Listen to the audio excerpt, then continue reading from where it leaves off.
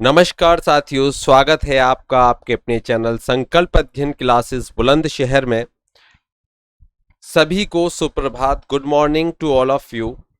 आज की हमारी जो क्लास है 9:30 की, इस क्लास में आज हम बात करने वाले हैं महत्वपूर्ण पुरस्कारों की। और महत्वपूर्ण पुरस्कार में आज हम लेकर आए हैं ज्ञानपीठ पुरस्कार, सरस्वती सम्मान, व्यास सम्मान, मूर्ति देवी सम्मान और बिहारी सम्मान की।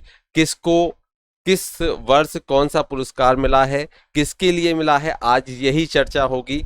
तो चलिए शुरू करते हैं आज की इस क्लास को। अगर आपको यह क्लास अच्छी लगे तो एक बार लाइक जरूर कर दें, कमेंट बॉक्स में अपना जो अमूल्य बहुमूल्य कमेंट है वह जरूर करें। साथ ही साथ अगर पहली बार हमारे चैनल पर आए हैं तो चैनल को सब्सक्राइब भी करें और नोटिफिकेशन के लिए बेल आइकन को प्रेस भी करें। और अगर क्लास अच्छी लगे तो शेयर करने का भी काम आपको ही करना है। चलिए शुरू करते हैं आज की इस क्लास को। चलिए,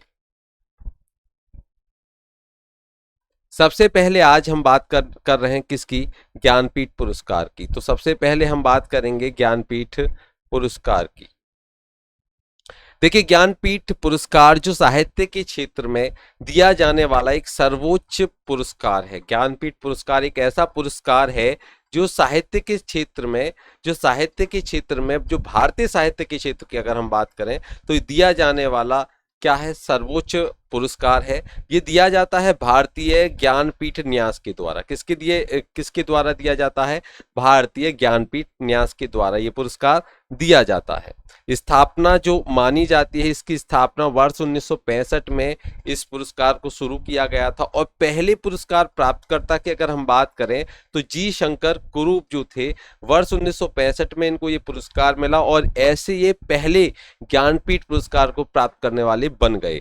चलिए, महत्वपूर्ण अगर जानकारी के रूप में देखें तो देश का कोई भी व्यक्ति जो भारतीय संविधान की 8वीं अनुसूची में वर्णित 22 भाषाओं में से किसी भी भाषा में लिखता हो और अंग्रेजी के लेखक भी इस पुरस्कार के योग्य होते हैं। तो 22 भाषा और अंग्रेजी के लेखक भी इस पुरस्कार के लिए क्या हो जाते हैं, योग्य हो जाते हैं। अब हम बात कर लेते हैं कि जो 57वां ज्ञानपीठ पुरस्कार और 56वां ज्ञानपीठ पुरस्कार ये किस किस को प्राप्त हुआ। तो जो 57वां ज्ञानपीठ पुरस्कार है वर्ष 2022 के लिए ये दामोदर मऊ जो हैं, जिन्होंने कोंकणी में लिखा है, उनको ये प्राप्त हुआ है। वहीं 56वां ज्ञानपीठ पुरस्कार वर्ष 2021 के लिए नीलमणि फूकन को असमिया के लिए यहाँ पर प्राप्त हुआ है। चलिए आगे बात करेंगे। अब ज्ञानपीठ हमने देख लिया, आगे हमारे सामने है दो पुरस्कार, एक सरस्वती सम्मान, एक व्यास सम्मान। सबसे पहले हम बात कर लेते हैं सरस्वती सम्मान की। सरस्वती सम्मान में 31वां सरस्वती सम्मान जो कि वर्ष 2021 के लिए प्रदान किया गया। तो ये किसको दिया गया? तो ये प्रोफेसर रामदरस मिश्रा को दिया गया। 31वां सरस्वती सम्मान वर्ष 2021 के लिए प्रोफेसर रामदरस मिश्रा को दिया गया। दिया किसके लिए गया? तो इनकी कविता है, कविता कौन सी थी? मैं तो यहाँ हूँ। इस कविता के लिए इनको ये पुरस्कार सरस्वती सम्मान दिया गया है। अब इससे पहले भी दिया गया था, तो 30वां जो सरस्वती सम्मान था जो कि वर्ष 2020 के लिए दिया गया था, तो ये दिया गया था डॉक्टर शरण कुमार लिम्बाले को। इनकी मराठी की रचना के लिए जो पुस्तक थी, कौन सी थी? सनातन पुस्तक के लिए इनको ये पुरस्कार दिया गया है। तो चलिए, ये सरस्वती सम्मान हो गया। अब हम बात करेंगे व्यास सम्मान की। तो आ जाते हैं व्यास सम्मान को देख लेते हैं। तो व्यास सम्मान 31वां जो व्यास सम्मान दिया गया है वर्ष 2021 के लिए, ये असगर बजाहत को दिया गया। किसको दिया गया है? असगर बजाहत को। किसके लिए दिया गया है? इनके एक नाटक के लिए। नाटक का नाम है महाबली। तो महाबली के लिए 31वां व्यास सम्मान जो वर्ष 2021 के लिए दिया गया है असगर बजाहत को, नाटक महाबली।